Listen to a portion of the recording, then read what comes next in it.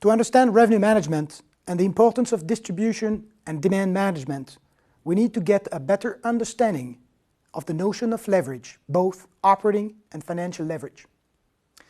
The notion of leverage is simple to understand. Let's imagine two situations.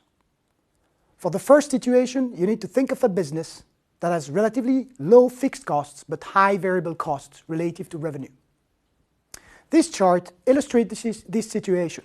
The horizontal axis represents the quantity of products sold. It can be the number of rooms or the number of covers. The vertical axis then shows the resulting amount of monetary value associated with the quantity sold, such as revenue or costs. In this situation, the relatively low fixed cost but high variable cost, the black and the red lines, results when added in the total cost of the business, the green line.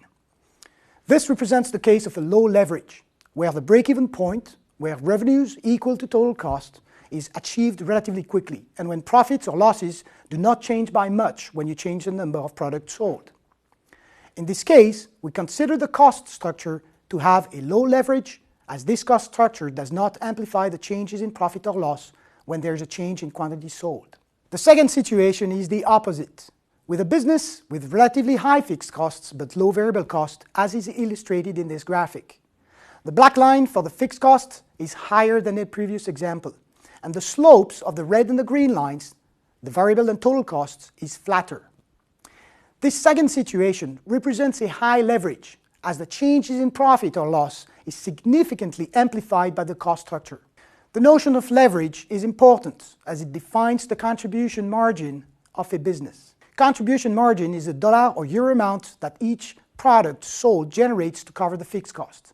It is thus calculated by taking the unit price minus the unit variable cost. For instance, it would be the room rate minus the variable cost related to selling the room. Hotels are generally considered as having both high operating and financial leverage. They generally have high fixed operating and financial costs.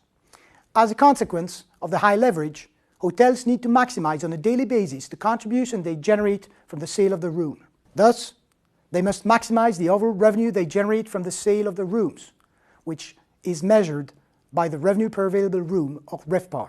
The goal of revenue management, which is to maximize RevPAR and thus RGI, is no easy task. Remember that RevPAR can be calculated by multiplying occupancy and average daily rate. Hence, to increase RevPAR, one can increase occupancy, increase ADR, or increase both. As is generally agreed, the demand for hotel rooms is elastic. In other words, customers tend to be price sensitive. Thus, when hoteliers increase their ADR, the demand as measured by occupancy tends to decrease. Revenue management is the art and science of trying to maximize RevPAR despite the elasticity of the demand. The basic idea of revenue management is to offer the right service at the right time, at the right price, to the right customer and through the right channel in order to maximize RevPAR at the lowest cost of distribution. The logic of revenue management is to identify customers that are willing to pay different prices for different services through different channels or at different time periods. This chart illustrates the case of a hotel selling its room at a single price. P1 represents that single price, which results in capturing only one single market, those that are willing to pay that price. This market is represented by the quantity demanded, Q1.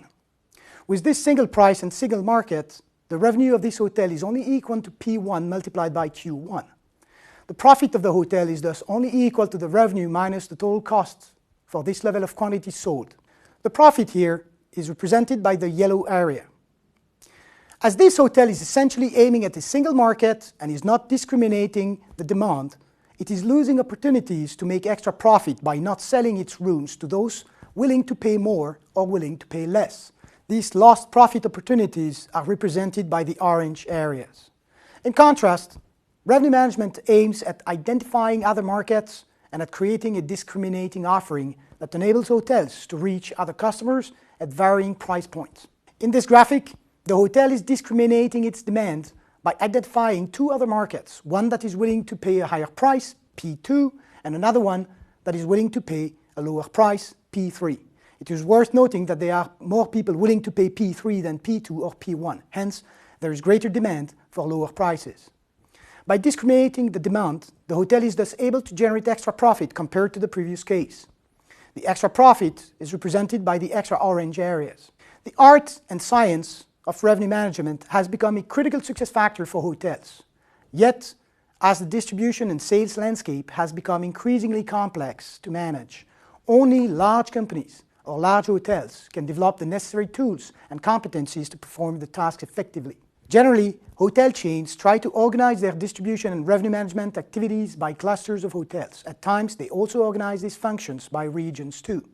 The logic for doing so is to improve the quality and quantity of market data available, to improve the ability to cross-sell hotels, and to decrease the overall cost of the function by gaining from economies of scale. These issues will be further discussed in the next modules of this specialization.